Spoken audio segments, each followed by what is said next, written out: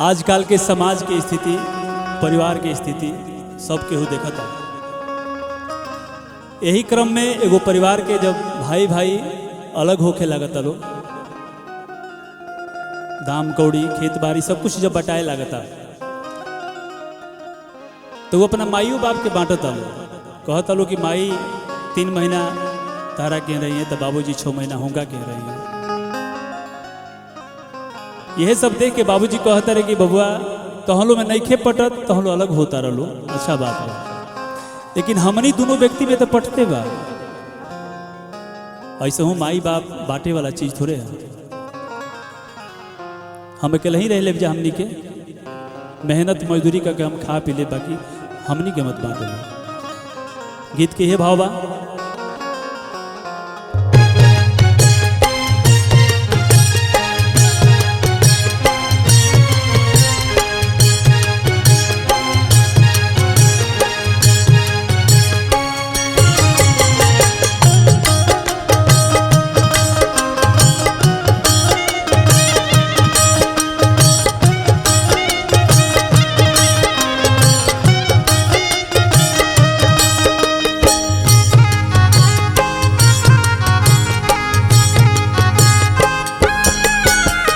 मेहनत मजदूरी कई के भले, मेहनत मजदूरी कई के भले, पीसी कूटी के खाई भी जाए बबुआ हो,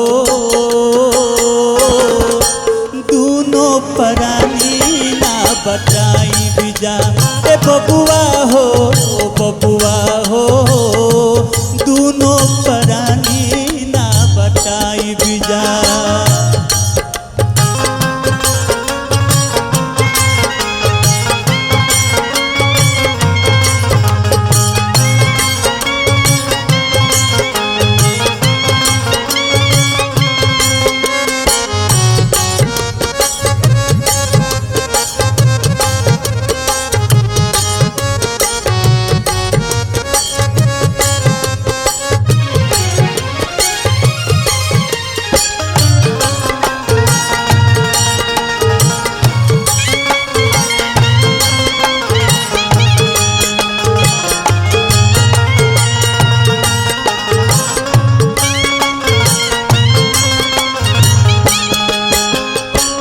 बाबूजी कले है कि हमनी के बाटे के ख्याल तो हम लोग के मन में आई ला, कैसे रिश्ता के तो हम लोग कलंकित कर दिया लोग, कहते रहे दाम कौड़ी खेत बारी आपस में बांट लो, हमनी के रहे दलो साझे,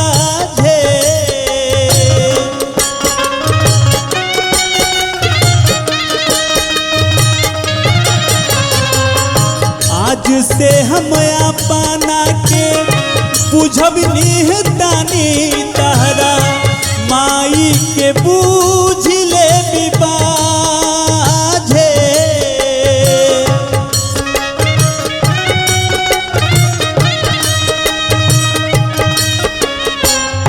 दाम कौड़ी खेत बारी आपस में बांट लो, हमनी के रहे दलो साझे,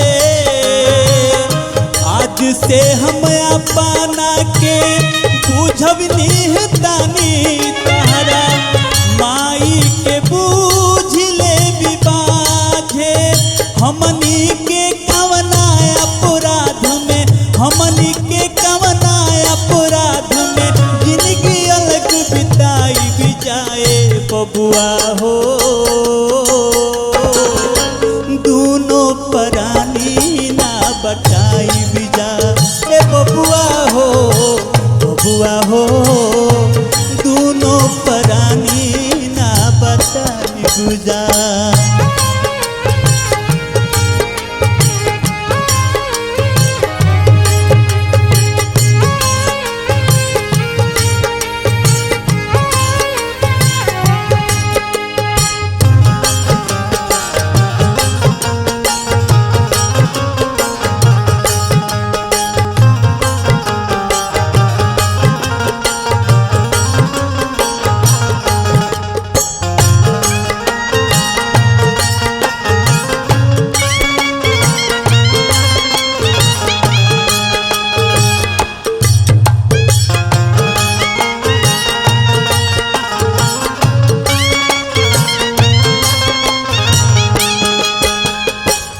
एह गीत के माध्यम से आजकल के परिवार के जो प्रवेश चल रहा बा वो हम बतावे की कोशिश कर रहा बने।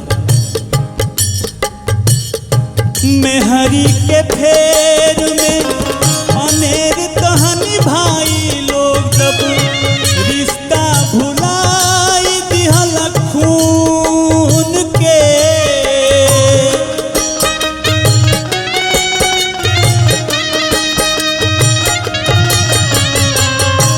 माई के कोख में कलंक लाके तहनी लोग लजवावल बाबूजी के बून के।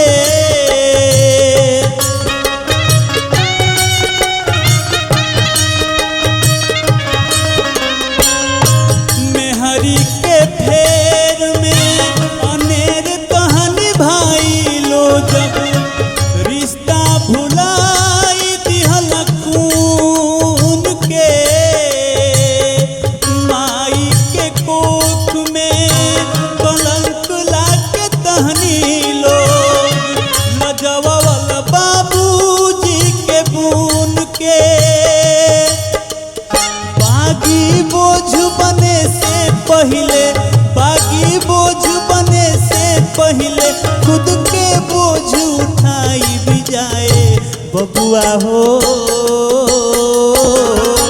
दोनों प्राणी ना बचाई भी जाए बबुआ हो, बबुआ हो।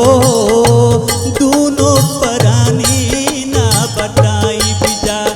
मेहनत मजदूरी कई के भले, मेहनत मजदूरी कई के भले पीस कूट के खाई भी जाए बबुआ हो।